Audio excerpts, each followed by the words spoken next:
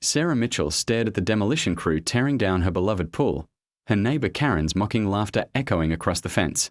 Finally getting rid of that eyesore. Karen shouted, not knowing she'd just sealed her own fate. Because Sarah hadn't told anyone the real reason she was destroying the pool, or what she'd discovered buried beneath it. And when Karen's obsession with Sarah's property would drive her to cross that fence one final time, she'd uncover a truth that would destroy them both. The sledgehammer connected with the pool's edge with a satisfying crack that Sarah Mitchell felt in her bones. Concrete dust rose like smoke signals in the humid August air, each strike a small victory against the weight that had been crushing her chest for 3 months.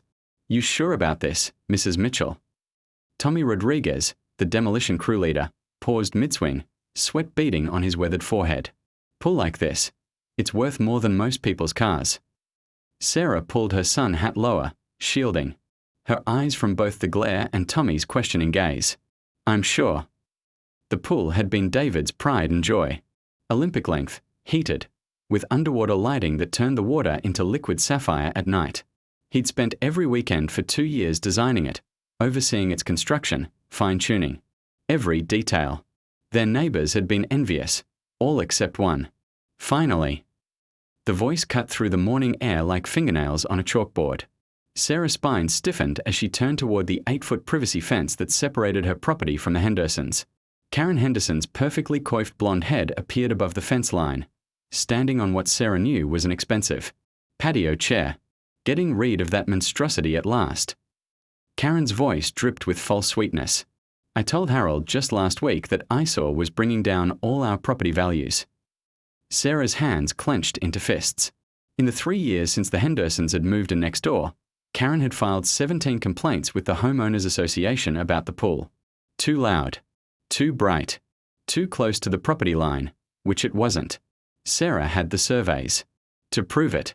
Mind your own business, Karen, Sarah called back, turning away. But Karen wasn't finished. She never was. Oh, don't be like that, neighbor. Karen's laugh was sharp as broken glass. I'm just saying, maybe now you can put in something more appropriate. A nice vegetable garden, perhaps? Something that won't keep the whole neighborhood awake with your late-night pool parties.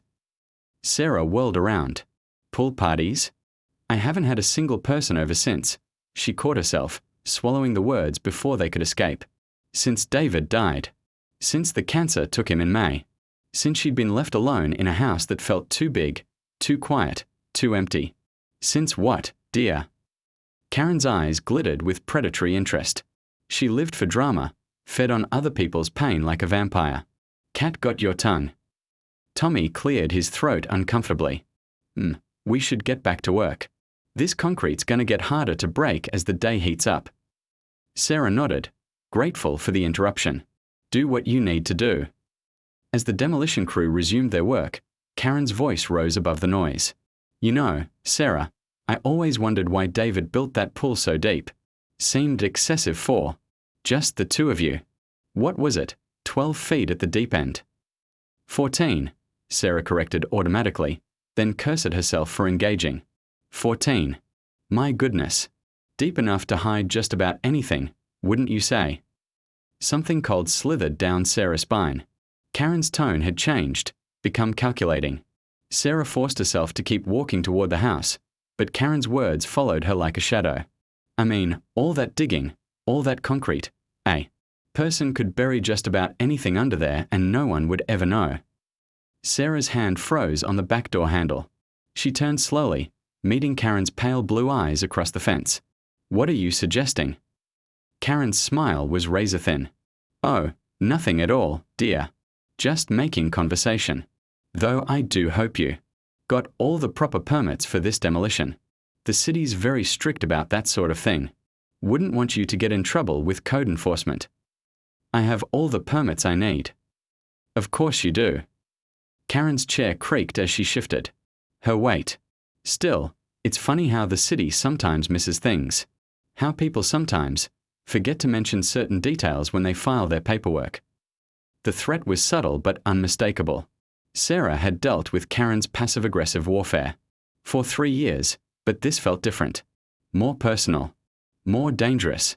What do you want, Karen? Want? Why, I don't want anything. I'm just a concerned neighbor looking out for the community. Karen's fingers drummed against the fence top.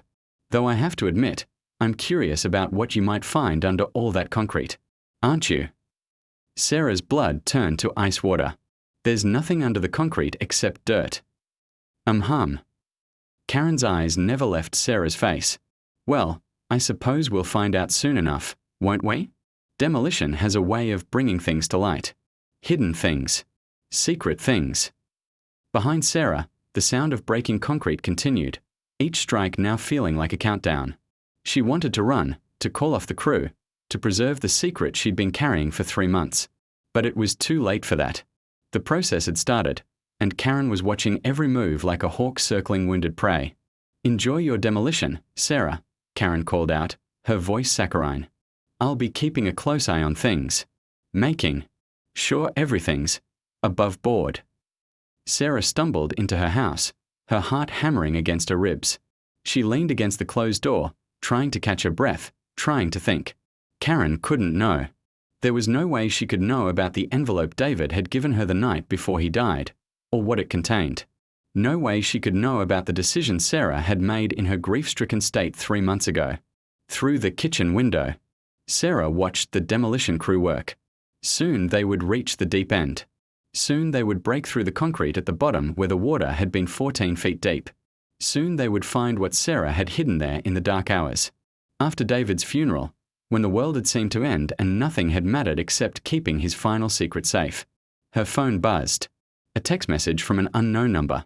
Enjoying the show from my window. Such fascinating work. Demolition. You never know what you'll dig up. Your helpful neighbor Sarah's hand shook as she deleted the message. Outside, Karen's laughter drifted through the air like poison, and Sarah realized with growing horror that she'd made a terrible mistake. She'd thought demolishing the pool would destroy the evidence of what she'd done. Instead, she'd given Karen exactly what she wanted, a front row seat to Sarah's destruction. The sledgehammer struck concrete again, and Sarah closed her eyes, counting down to the moment when her carefully buried secret would see daylight again, and Karen Henderson would finally have the ammunition she'd been waiting 3 years to use.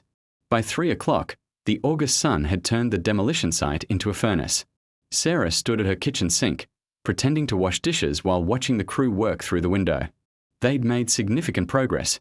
Half the pool was gone, reduced to rubble and twisted rebar. But they hadn't reached the deep end yet. Karen hadn't moved from her perch by the fence in 6 hours. Mrs. Mitchell. Tommy appeared at her back door, his face grim. We've got a problem. Sarah's stomach dropped. What kind of problem? The concrete at the deep end. It's different. Newer. Like someone poured a fresh layer, maybe 3, 4 months ago. His eyes were troubled. Thing is, there's something underneath. Something that don't belong. The glass slipped from Sarah's nerveless fingers, shattering against the porcelain sink. What do you mean? I think we need to stop work and call the police. No. The word exploded from Sarah's throat. I mean, what exactly did you find? Tommy shifted uncomfortably. Look, I've been doing this for 20 years. I know the difference between construction materials and... He swallowed hard. We found fabric. Looks like clothing. And there's something wrapped up in it. From across the fence, Karen's voice rang out like a bell. Everything all right over there? You boys look mighty serious. Sarah grabbed Tommy's arm. Please, give me 10 minutes before you make any calls. I can explain everything. If there's something buried under there that shouldn't be, it's not what you think. Sarah's voice cracked. It's not. It's not what anyone would think. Tommy studied her face for a long moment. 10 minutes. Then I call the police whether you explain or not. Sarah nodded, her throat too tight to speak. She watched him walk back to the crew, watched him wave them away from the deep-end excavation. Across the fence, Karen was practically vibrating. With excitement. Sarah knew she had to act fast. She went to David's study. She still couldn't bring herself to call it her study, and opened the bottom drawer of his desk. Her fingers found the second envelope, the one she'd been too afraid to open, the one David had marked for emergencies only. With shaking hands, she tore it open. Inside was a single key and a handwritten note. Sarah, if you're reading this, something has gone wrong. The key opens safety deposit box 347 at First National. Inside you'll find documents that explain everything. I'm sorry I couldn't tell you while I was alive. I was trying to protect you. But if my secret comes out, you'll need proof of what really happened. I love you. Always. David. Sarah stared at the key, her mind reeling. David had known this day might come. He'd prepared for it. A knock at the door made her jump.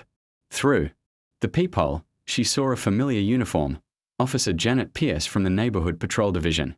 Behind her stood Karen Henderson, practically glowing with triumph. Mrs. Mitchell? I'm sorry to bother you, but we received a call about some suspicious findings during your demolition. Sarah opened the door, her heart hammering. Officer Pierce. Your neighbor Mrs. Henderson called us. She's concerned about what the workers might have discovered. Karen stepped forward, her eyes bright with malicious joy. I told Officer Pierce about the unusual concrete work, about how secretive you've been. And now the workers have found something wrapped in fabric. Well, it just seems suspicious, doesn't it? Mrs. Henderson, let me handle this, Officer Pierce said firmly, then turned back to Sarah.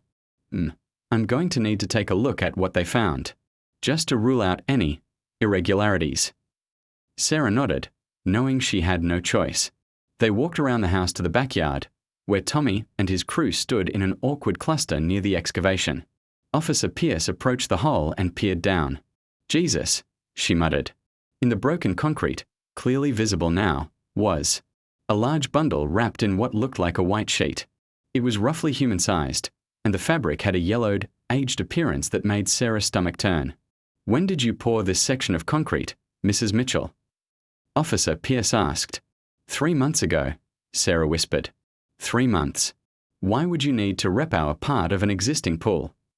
Karen stepped closer, unable to contain herself. That's exactly what I wondered. Why would someone need to repower concrete unless they were trying to hide something? Mrs. Henderson, please step back, Officer Pierce warned. Then to Sarah, I'm going to need you to explain what's in there. Sarah took a deep breath. This was the moment she'd been dreading for 3 months. It's my husband. The silence that followed was deafening. Even Karen's mouth fell open. Your husband. Officer Pierce's hand moved instinctively toward her radio. David died in May. Pancreatic cancer. But he didn't want a traditional burial. He wanted to be cremated and have his ashes mixed into the pool foundation. He said the pool was his greatest achievement, and he wanted to be part of it forever. Tommy let out a long breath. So that's cremated remains in there. Yes. I had a concrete company come out after the funeral and mix his ashes into a new layer of concrete at the deep end. It was his dying wish. Officer Pierce lowered her hand from her radio. That's unusual, but not necessarily illegal. Do you have documentation of the cremation? Sarah nodded. Yes, and the concrete work was done by a licensed company. I have all the receipts. Karen's face had gone from triumphant to furious. But it looked like a body. The fabric, the size of it. The funeral home gave me his clothes back, Sarah explained, her voice growing stronger. I wrapped them around the urn before they mixed it into the concrete. David always said he wanted to be buried in his favorite fishing outfit. Officer Pierce was taking notes. I'll need to see those documents, and I'll need to verify this. With the funeral home and the concrete company. Of course. Karen sputtered, but this is disturbing the peace. There are regulations about burials in residential areas. Actually, Mrs. Henderson, Officer Pierce said, turning to face Karen fully for the first time, cremated remains can be legally scattered or interred on private property with proper permits, which Mrs. Mitchell says she has. Sarah did have permits. She'd gotten them after the fact, but the dates on them could be easily explained as processing delays. David had been thorough in his emergency planning. Karen's face was turning an alarming shade of red. This is ridiculous. She's been hiding a dead body in her backyard for months. I'm going to need you to calm down, Officer Pierce said sternly. Calm down. My children play in this yard. We've been living next door to a gravesite. Mrs. Henderson, You need to return to your property. I will not. This is a public health hazard. This is Mrs. Henderson. Officer Pierce's voice cut through Karen's rant like a blade. Return to your property now, or I'll cite you for interfering with a police investigation. Karen's mouth opened and closed like a fish. Finally, she stormed back toward the fence, but instead of going through her own gate, she began climbing over the fence between the properties. Mrs. Henderson, stop.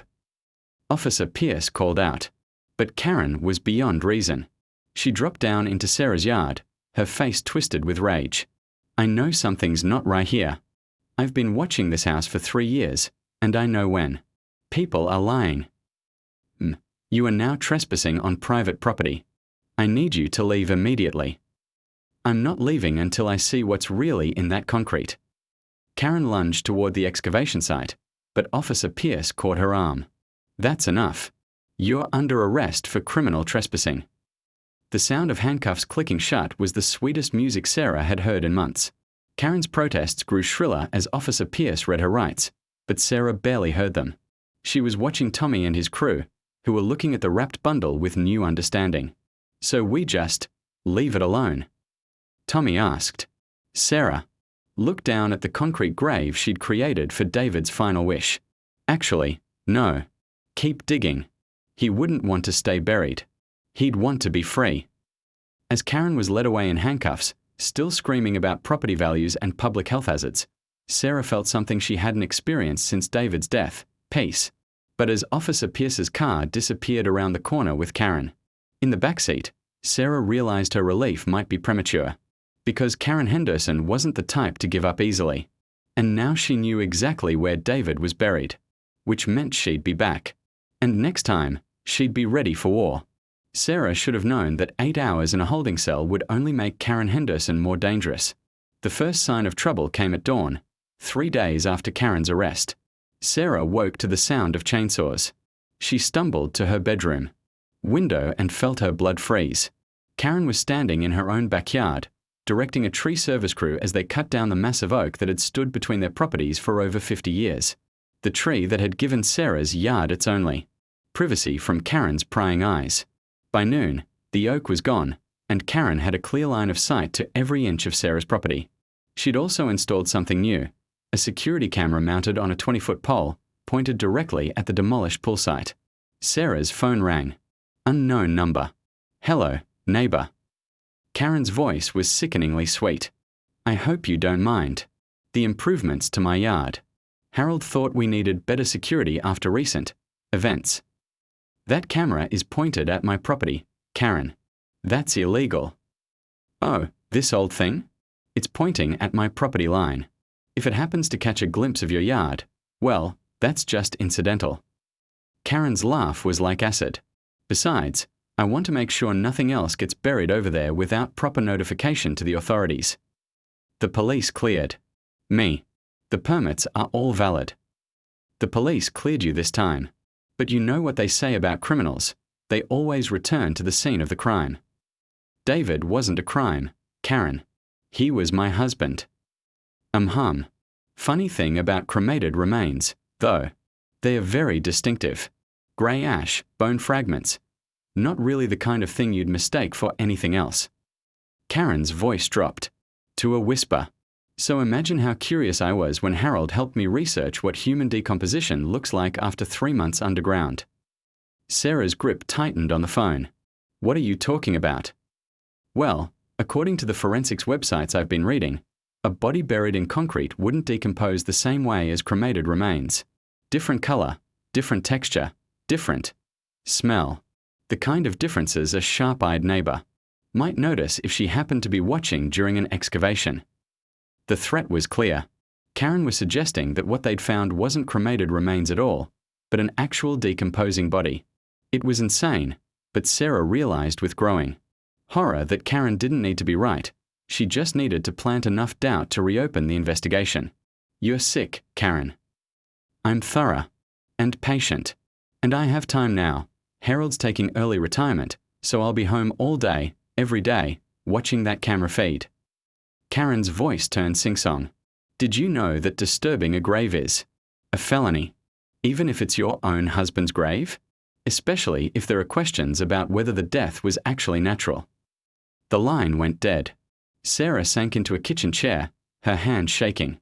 Karen was escalating, moving from petty harassment to something much more dangerous. But what terrified Sarah most was that Karen's instincts weren't entirely wrong. There was something she hadn't told the police about David's death. David had died at home, as he'd wanted. Hospice care, pain medication, Sarah by his side.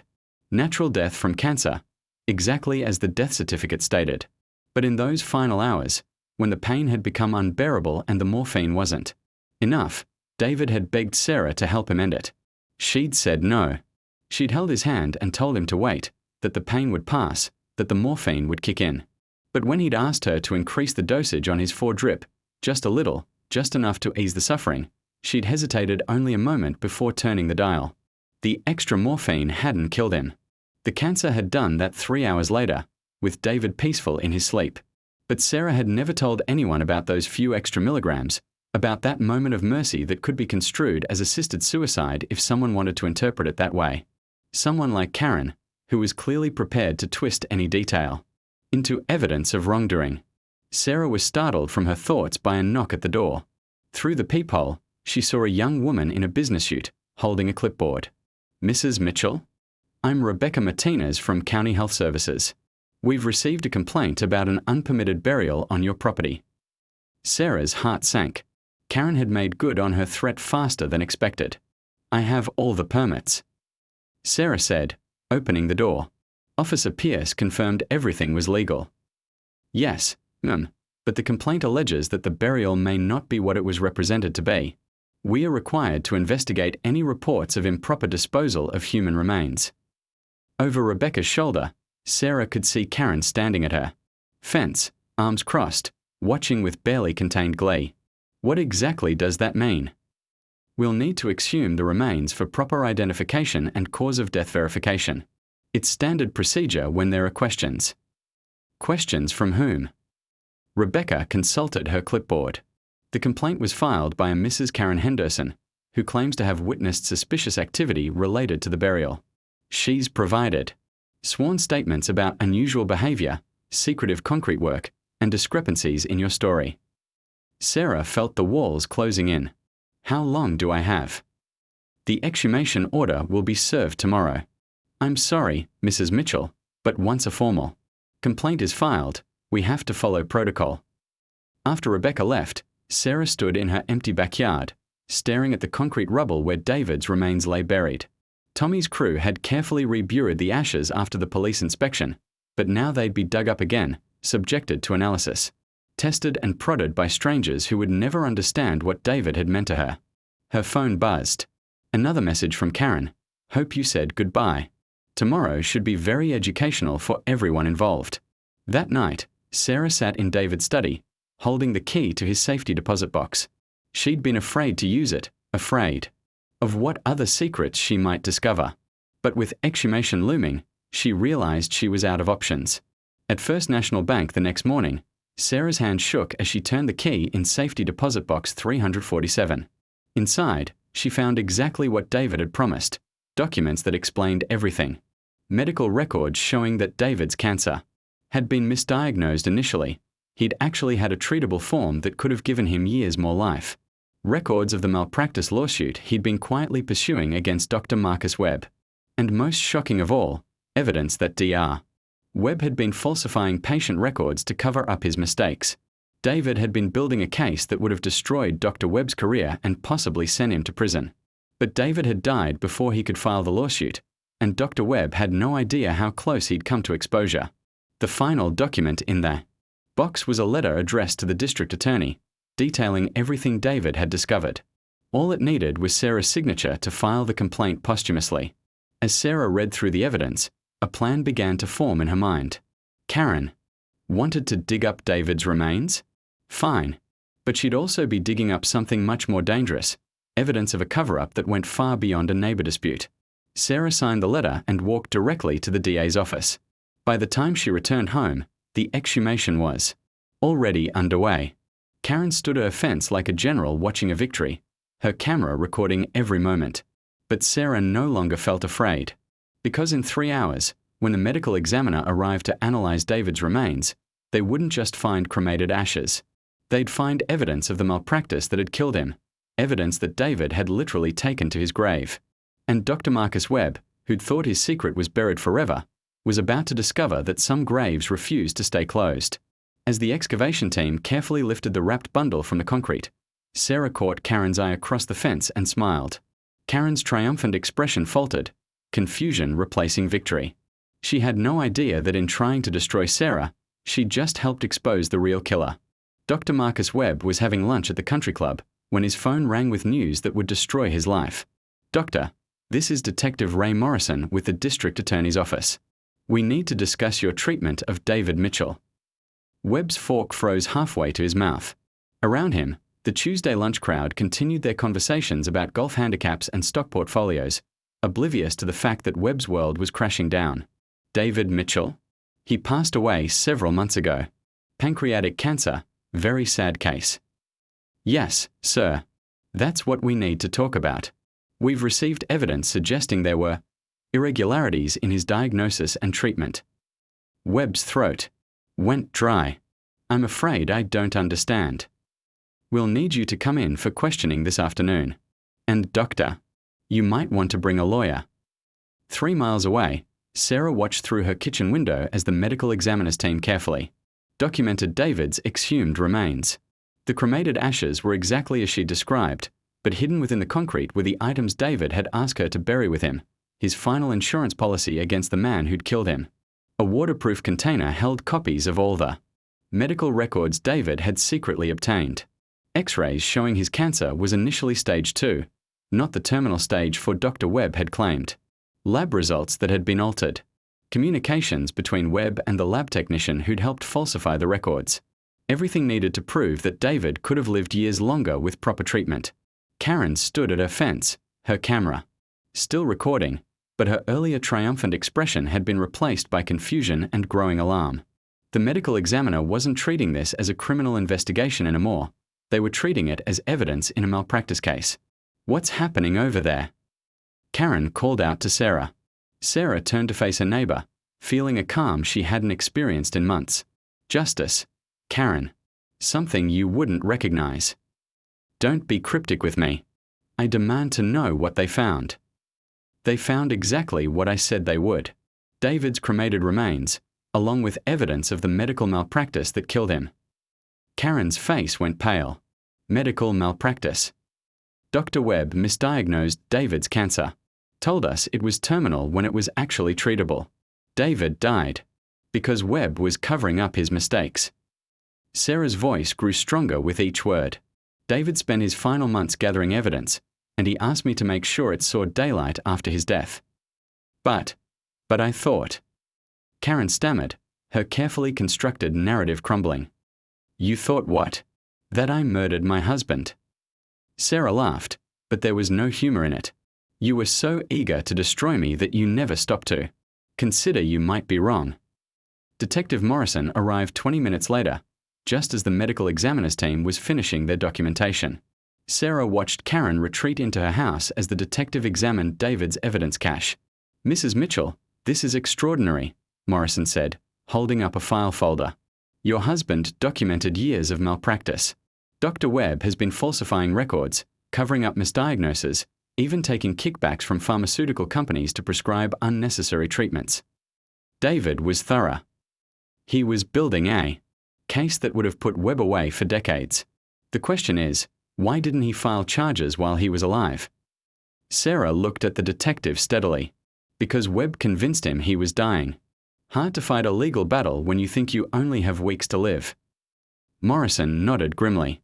"We've arrested Webb. He's already asking for a plea deal." He paused, studying Sarah's face. "There's something else. Webb claims your husband threatened him shortly before his death. Said he'd promised to horn him from the grave if anything happened to the evidence. David believed in justice, even beyond death. Seems he got it." Morrison closed his notebook. "The DA's office will be in touch about the malpractice case. There are likely dozens of other victims." After the detective left, Sarah sat in her backyard, looking at the excavated hole where David's remains had been buried. The demolition crew would finish filling it in tomorrow, and then she could finally landscape the space properly. Maybe a garden, like Karen had mockingly suggested. But Karen was nowhere to be seen now. Her house was dark, her surveillance camera pointed uselessly at empty ground. Sarah's peaceful moment was interrupted by her phone ringing. The caller ID made her blood freeze. Henderson, Harold. Sarah, it's Harold. I need to apologize for my wife's behavior. Sarah had barely spoken to Harold in the 3 years since the Hendersons had moved in. Karen dominated every interaction, while Harold faded into the background like a beaten dog. Harold. She's been obsessing over you and David for years. I tried to stop her, but she wouldn't listen. She was convinced you were hiding something terrible. Why are you calling me, Harold? There was a long pause. Because she's planning something worse. She can't accept that she was wrong. She's been drinking since she got home from the police station, and she's talking about making you pay for embarrassing her. Sarah's stomach dropped. What kind of something worse? I don't know exactly, but she's been researching things online. Legal ways to force you out of the neighborhood. She found out about some old zoning violations from when your pool was first built. Nothing serious, but she thinks she can use them to get the city to condemn your property. Harold, why are you telling me this? Because I'm tired of living with a monster. His voice broke. Karen doesn't love me. She doesn't love anyone. She feeds on other people's misery, and I've been enabling her for 20 years. What she did to you, what she tried to do, it's unforgivable. Through her window, Sarah could see lights on in the Henderson house now, shadows moving behind the curtains. Karen pacing like a caged animal. What are you going to do? Sarah asked. I'm leaving her. Tomorrow morning, while she's sleeping off the wine. I've already talked to a lawyer about divorce proceedings. Harold's voice grew firmer. But I wanted to warn you first. She's not going to give up, Sarah. This isn't over for her. What do you mean? She's convinced herself that you're some kind of criminal mastermind who's been playing everyone. She thinks the malpractice thing is just another lie, another cover-up. She's going to keep digging, keep harassing you, until one of you is destroyed. Sarah felt a chill run down her spine. Harold, if she tries anything, I know. Call the police immediately. Don't try to handle her yourself. He paused. There's something else you should know. Karen's been in touch with other neighbors, trying to turn them against you. She's telling them you're dangerous, that having you in the neighborhood puts their families at risk. Are they believing her? Some are. The Johnsons are talking about selling their house.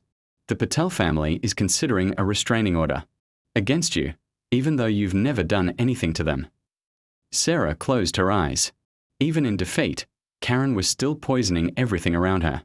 Harold, a crash from next door cut her off, followed by Karen's voice screaming something incoherent. Harold hung up without another word. Sarah stood at her window, watching the Henderson house. More lights came on. She could hear Karen's voice rising and falling, Harold's lower tones trying to calm her. Then everything went quiet. Too quiet. Sarah was reaching for her phone to call the police when she saw the back door of the Henderson house swing open. Karen stepped out into her yard, and even from 50 feet away, Sarah could see that something was wrong with her neighbor's appearance. Her clothes were disheveled, her hair wild, and she was carrying something in her right hand. Something metallic. That caught the porch light. Karen looked directly at Sarah's window and smiled. Then she started walking toward the fence that separated their properties, and Sarah realized with growing horror that Harold's warning had come too late. Karen wasn't planning to destroy Sarah legally anymore. She was coming to finish this personally.